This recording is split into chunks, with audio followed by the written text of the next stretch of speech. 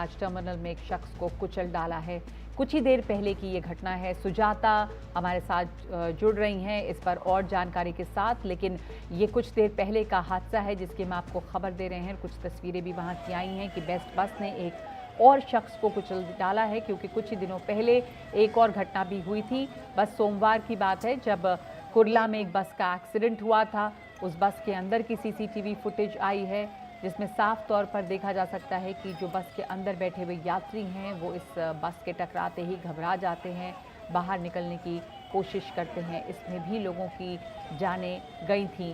तो ये सोमवार का हादसा था, लेकिन अभी कुछ देर पहले ही ये खबर आ रही है कि कुछ मिनटों पहले की ये खबर है।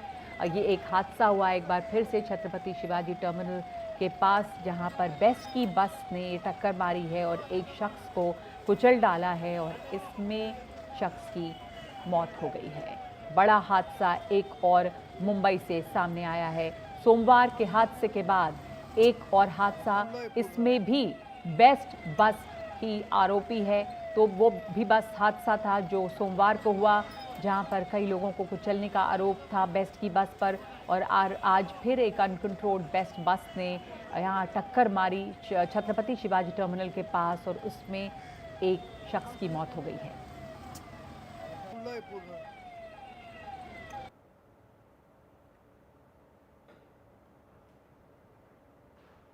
कुर्ला के हादसे में 7 लोगों की मौत हुई थी। इसमें के ये सीसीटीवी फुटेज सामने आया है जिसमें सोमवार को जो बस हादसा हुआ था, हादसे से ठीक पहले के सीसीटीवी फुटेज हैं जिसमें ये दिखता है कि बस के टकराते ही लोग किस कदर घबरा गए थे। इस हादसे में, कुर्ला के हादसे में 7 लोगों की मौत हो गई थी। सुजाता हमारे साथ जुड़ गई हैं। सुजाता, अभी बस कुछ मिनटों पहले एक और हादसा हुआ जहां बेस्ट की बस के टकराने से या ऑडिबल। उसने एक और शख्स को कुचल डाला है। देखिए, ये जो पूरी घटना है जिसने लगभग कुर्ला में आज भी जो बस सर्विसेज़ है वो सस्पेंडेड है। जिसके चलते अब एक सीसीटीवी सामने आया है और सीसीटीवी में साफ तौर पर ये नज़र आ सकता है कि किस प्रकार जो घटनाएँ हैं वो उस दौरान जो सीसीटीवी है बस का उसमें दिख रहा है कि जो बस में लोग बैठे हैं, जैसे ही बस का जो स्पीड है वो बढ़ गया और बस लोगों को कुचलती चली गई, उसी समय जो बस में लोग मौजूद थे उनमें एक प्रकार की हफ़ड़ा-तफ़ड़ी मच गई और घबरा कर वो बस से नीचे उतरने लगे।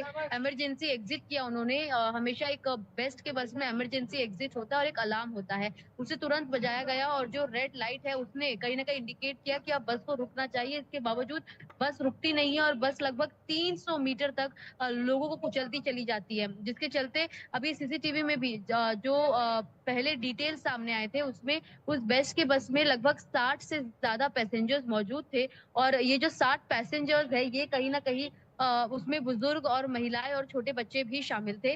तो अब जो सीसीटीवी आया है उसके बेसिस पर जो तमाम तलाश है वो की जाने वाली है, जिसके बाद से एक और मुंबई पुलिस और दूसरी ओर बेस्ट ने भी एक टीम का गठन किया है, जो टीम मिलकर ये पता लगाएगी कि क्या वो एक टेक्निकल फेलियर था या फिर जैसा कि सुदास सावंत जो बेस्ट के पीआरओ है, आज उन्होंने एनडीटीवी से बातचीत में कहा कि ये साफ तौर पर एक टेक्निकल फेलियर नहीं हो सकता क्योंकि आरटीओ की एक टीम ने अब आके ये स्पष्ट किया है कि जो घटना हुई थी उसमें बस के कोई खराबी सामने नहीं आई है, हालाँकि उसको और ज़्यादा एक डिटेल स्टडी की ज़रूरत है। तो कहीं न कहीं टेक्निकल फेलियर नहीं जी। बताया जा रहा है, जो ड्राइवर था उसे नशे में नहीं कहा जा रहा है, तो तो कारण क्या है इसको लेकर कई जी, सवाल खड़े हो रहे हैं, जी। जो आने वाले दिनों में स्पष्ट होगा। हुँ। तो टेक्निकल प्रॉब्लम्स नहीं थी, ये बात तो साफ़ है। क्या कारण रहा है, इस पर जाँच-पड़ताल हो रही है। धन्यवाद आपका सुजाता। लेकिन बहुत ही चिंताजनक बात है जिस तरह से 2 दिनों के अंदर में 2 बड़े हादसे हुए हैं।